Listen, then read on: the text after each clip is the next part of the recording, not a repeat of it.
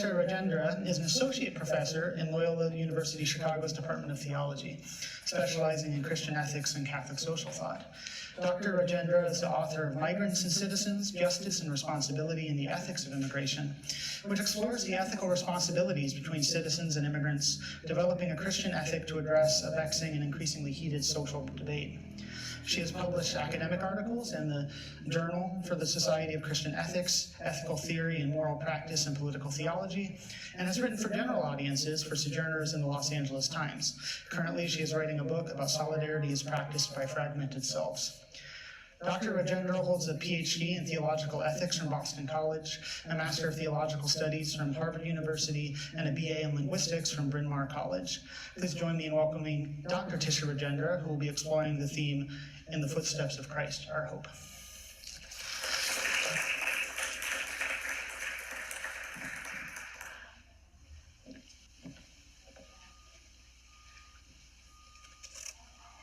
Thank you so much, Kevin, for the warm welcome, and thank you also for the invitation. I'm honored to stand here and address you. And I also feel that maybe I'm not the person to be talking about hope, since I struggle with despair a lot.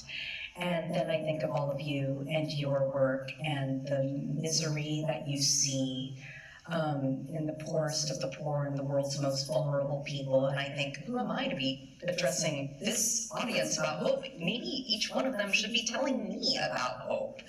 But I hope, no pun intended, that in my remarks today, you find something that speaks to you, something that clarifies your own thought, and something that stays with you. So in Pope Francis's address, and in our conference today, we've heard a lot about hope, but I so far have not heard, I missed the first speaker yesterday, I'm very sorry, Father, but I haven't heard any definitions of hope. And so that's what I'm hoping to do today, to offer a definition of hope as I see it. And it's my thoughts, so you will no doubt maybe disagree or have nuances, things you would add, things you would subtract, and I hope that maybe this can serve as a starting point for our own reflections.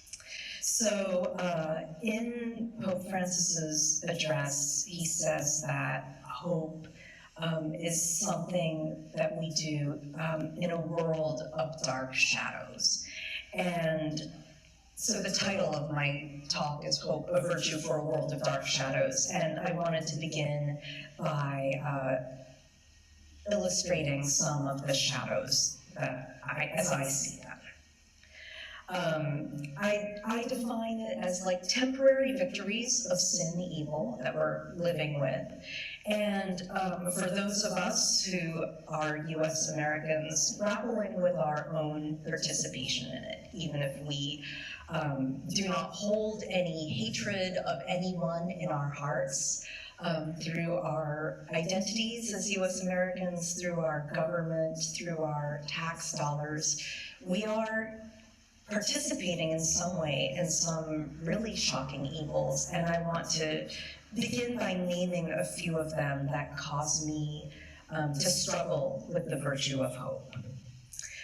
So this is my experience of thinking about Gaza. I just did a search on Gaza news and the hunger and the deaths and the mass starvation and the realization that every death, every hungry person is a person who's suffering just like me is just too much. It's too much. This is my second one. It's about USAID. This one kind of makes me sick to my stomach. In my household growing up, wasting food was just about the worst sin there was, because my parents had known hunger. My parents had seen a lot of hunger. And so for them, pouring that last quarter cup of milk down the sink rather than drinking it when there are kids who are not growing because they are not getting enough protein and enough calcium was a mortal sin. It was really wrong. And I've tried to carry that value over into my own household, not even by like intention, just, I see my kids like dumping a half a cup of milk, and part of me is like, no, you save that for the next meal, we cook it into oatmeal, we use it for the next time we're baking. You don't just throw away milk. There are hungry people in this world. And I saw the news about basically some of the USAID food that has been frozen is expiring, and so it's being destroyed. So rather than give the food that has already been allocated to the people who are hungry, who are starving, they're just destroying it. And having grown up in a household where pouring a quarter cup of milk down the sink was a mortal sin, this just kind of takes my breath away and makes me ill. It's against everything that I was taught by my parents and everything that I am trying to teach my kids. This one speaks for itself. The smiling people holding mass deportation now signs, knowing that every person who is slated for deportation is a mother, a husband, a wife, a daughter, a cousin, a friend, a community member, a sister, a brother. They have lives. Some of them have been deported to their deaths in defiance of international and US law. Some of them have been deported to third countries, which is, I guess, now legal in this country. And just knowing that, so much has been lost already. These policies could end tomorrow, and it's not going to bring these people back. And for those who have died in detention, I think it's around 10 this year already, there is no bringing them back to life, not this life anyway. And so, this forms the context of my thought about hope and my attempt to offer a definition. And I'm going to go through 3 definitions that I think are not quite adequate before I present my own thoughts on the matter. So the conventional meaning, which I think I've used every other sentence in my talk. I hope it will be cooler tomorrow. That's kind of mundane. Even serious things. I hope I will find work soon. I hope that this war will end soon. I hope I have something meaningful to you to say. That's kind of the conventional meaning of hope. It's kind of like a passing, an emotion, a passing thought that something good will happen or something bad will be averted. But that's not what I mean. I don't think that's what Pope Francis means when he talks about hope in his letter. It's certainly not the meaning of hope in that St. Paul means or that St. Thomas Aquinas means. I'm going to move on to a very quick definition of hope in Thomas Aquinas that I will not do justice to. But in the writings of Thomas Aquinas, hope is a theological virtue. That means we do not acquire it by ourselves. It's a gift from God. Like the other 2 theological virtues, faith and love, charity, it aims towards charity. It aims towards union with God. That is the purpose of hope. There is no hope in heaven for Aquinas because hope is for something that you do not have. So in heaven, we will all have what we hope for. We will have union with God. That means there is no hope in heaven. And there is no hope in hell, because hell is eternal. So there is no hope of union with God once you are damned to hell. So for Aquinas, hope is for situations that are difficult, but not impossible.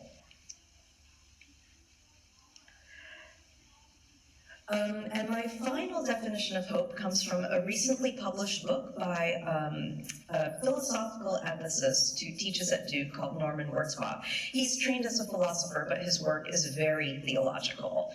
And his most recent book, I think it was published in October, Love's Braided Dance. It's a quote from Wendell Berry, Hope in a Time of Crisis.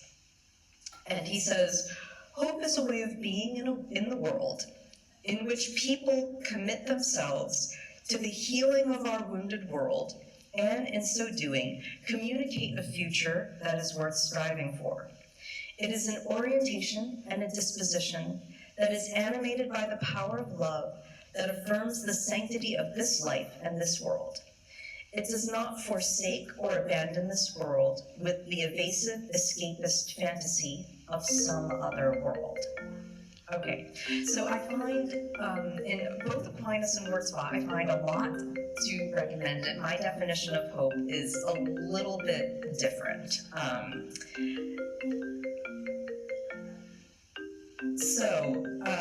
My definition of hope, I reject the conventional meaning of the word. I mean something different. So I don't mean a hope that things will be okay. My definition of hope does not have to do with individual salvation. I am very sorry to disagree with the angelic doctor. I don't really disagree with him, but let's just say that he's talking about something different, a theological virtue that we need for union with God, that is about salvation and the beatific vision, our final end. That's all well and good. I'm talking about something different. Like Wurzbach, I think that hope is not something that is just found or something that you just have. It is something you have to work towards, and that's central to my definition of hope. What are we hoping for? I think we are hoping that it all means something, that there is a point.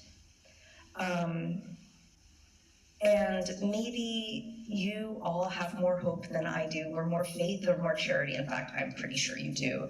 But this is something that I struggle with and that I see my students struggling with. And this is why I don't find Aquinas' definition of hope all that helpful for my purposes, because you could, all those people who are going to die because of the cuts to USAID funding matter, the people in Gaza matter, right? Maybe they're all going to heaven. They are all going to be fine at the resurrection of the dead. I don't find that particularly comforting.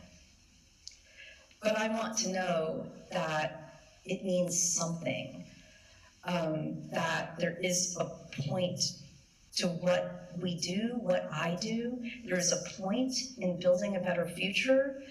And what I struggle with is the opposite, despair. I'll get into the extremes of hope. Why did I suddenly jump to, where are all my slides? Okay, well, I guess they got out of order somehow. Okay, so this is a part of my definition of hope. I define hope as a virtue in the Aristotelian Thomistic sense. Hope, a virtue is a character trait, or as Wurzbach puts it, a way of being in the world. It describes just something that someone would say about you. She's a kind person, she's a generous person, she's a prayerful person. She's quick to anger. Could also describe vices, right? Character traits are both virtues and vices, but the virtues lead us towards flourishing. It's a virtue of the will, hope, which means it shapes our choices, it shapes our desires, it shapes our passions, so it shapes our emotions. Virtues are means between extremes. The extremes, I'm sorry, the same thing was happening here. I guess I have a too quick to fire screensaver.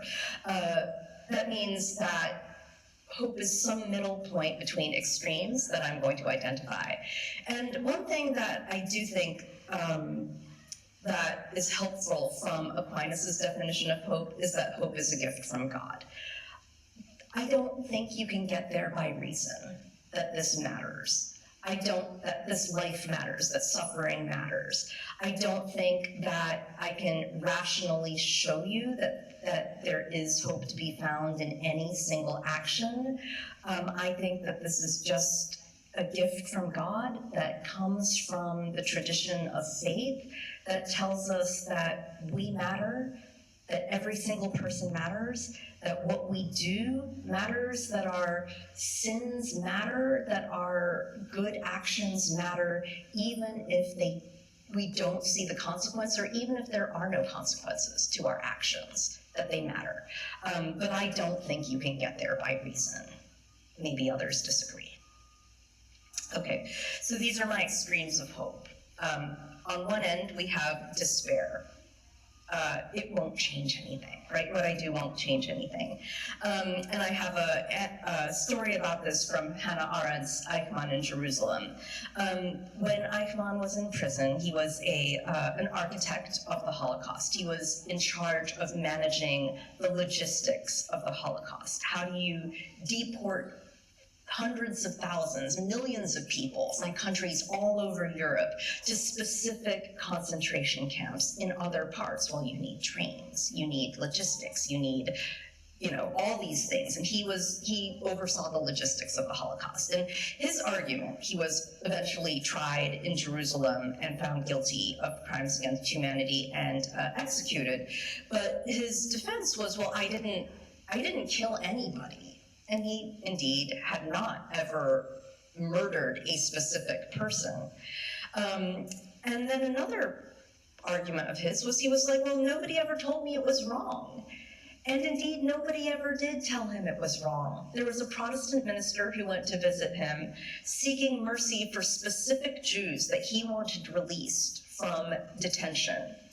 And the jury and the judge in Jerusalem said, well, did you ever preach to him? Did you ever tell him that what he was doing was wrong? And the minister said, well, no, I didn't. It wouldn't have changed anything.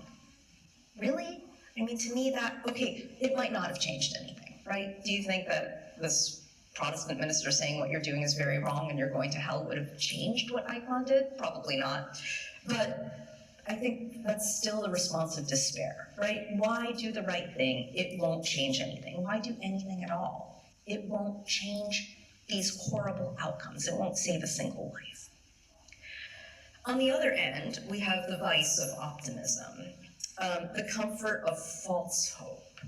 So putting hope in idols, putting hope in false prophets, putting hope in false religion, that everything will be saved, fast forwarding to the resurrection, right? Well, all the suffering is terrible, but, God's going to redeem everything. Yes, God will redeem everything, but I think that does not excuse the moral imperative of hope. And it's also, I'll talk about the cross in a minute, but it's kind of fast forwarding through Good Friday to the resurrection. I also think optimism can also be this idea that we can save everything and everyone. And I don't think any of you are so naive because you're in the trenches as to believe this. But I see this with my students. We can go out, change the world, set the world on fire, do everything, make a better future. I mean, I don't want to say that's developmentally inappropriate. That's good. We shouldn't, when the young people are cynics, that's when we know everything's really terrible. But I do think it's a kind of vice to not, to just think that by our own power, we can change things. And that's, to me, what also makes hope a theological virtue. It's not by our own power that we can change everything. It's God that has to change things through us. But in any case, I don't think that, again, already so much has been lost. Okay, so those are the extremes of hope. The mean between extremes looks something like this. It's acquired by practice, like all virtues. You do it every day, whether or not you feel like it. And the more you do it, the easier it gets. Like every virtue, the kinder you are, it's hard at first, but you keep being kind, and then it's easier and easier and easier. You feel despair, because who wouldn't feel despair, right? Who wouldn't suffer, or compassion is a virtue as well, right? You suffer with these people who you read about, or the people who you encounter in your ministry, and maybe you feel you have moments of despair, but you practice against them. Virtue spread. This has been a theme of this conference that I've seen, that when you hang around with a bunch of virtuous people, it is easy to be virtuous, easier to be virtuous. It's never easy. When you hang around with a bunch of people who have given in to cynicism and despair, it's easy to be cynical and full of despair. Hang around with a bunch of people who are taking comfort in false idols and false prophets, and their false narratives might seem to start to make sense to you if you hear them enough, right? But the good news is that if you're with other people practicing hope and inculcating the virtue of hope, it is easier to be virtuous. This is all from Aristotle and Aquinas. This is me. The future is not yet written, so a kind of epistemological humility about the future. It's easy to say everything's terrible and we won't have elections and USAID will never be repaired and we're just gonna